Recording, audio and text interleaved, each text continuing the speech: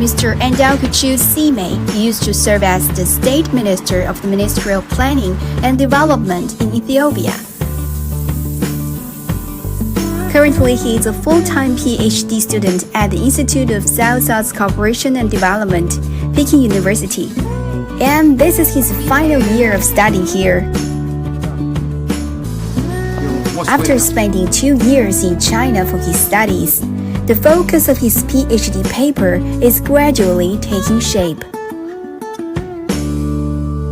What is the topic and the subject of your paper? It's around industrialization of my country, Ethiopia, specifically in the industrial parks.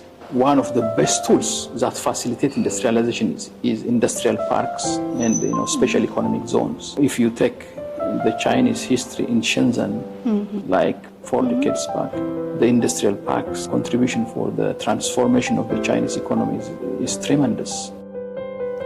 Before studying at Peking University, Mr. Sime had taken multiple important leadership positions in key sectors of the economy in Ethiopia, and also worked as a senior economic advisor at the United Nations Development Program.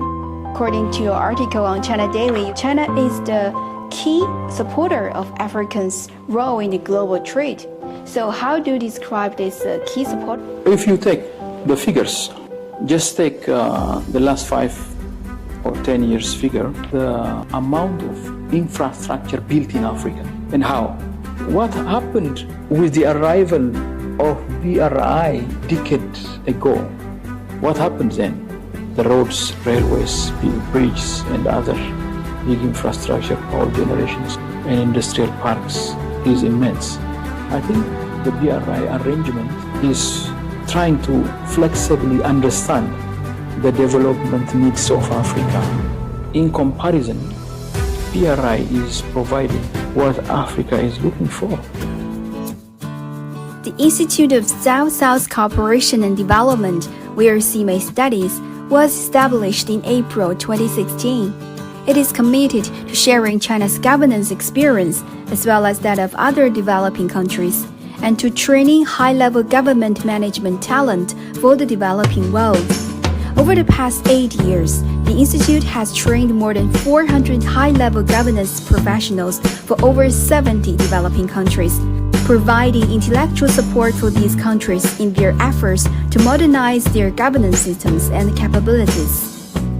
When we were studying the new structural economics during our class, learning about the last 40 years development process of the Chinese economy, they try to focus on the strategic and more important subjects, and they managed to mobilize the grassroots population. Do you think China's path to attain modernization could set an example for developing countries? Definitely.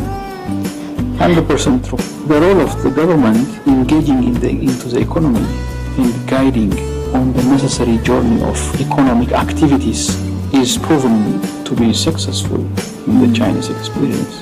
What is the significance of the strengthening of the South-South cooperation in the current world order?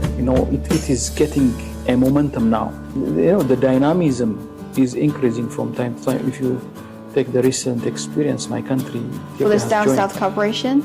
Yeah, BRICS, Yeah, I know. Because this January, Ethiopia was among the group of countries that became BRICS, the official member of the BRICS. That's a big stride. It's a big step that shows the globe. Our planet is getting a better option of development, a better option of financing, a better option of idea, a better option of growth. Yeah. Whenever you have a diverse option to do something, your success rate increases. So it has to be celebrated. If Africa grow very much and stabilize its economy, for example, there is no migration to the Europe. So this is a global stability and a global wealth. So the growth option for Africa created under the South-South cooperation has to be a good news for the global North as well. What is your expectation of the future cooperation between China and Africa? Is going to be an exciting moment. We passed through a very good learning process during the past decade in the Belt and Road Initiative and other engagements. Those learning experiences is going to be translated as a policy tools and agreements and propositions and future plans. I think that pattern is going to increase. You told me that you bring your family here this year. Yes. Yeah, right. to China from Ethiopia. So I want them to know it in its real situation on the ground and learn the language and expose to the society and learn the culture, the food and everything, Yeah. so that they can know the comprehensive knowledge that they have about China.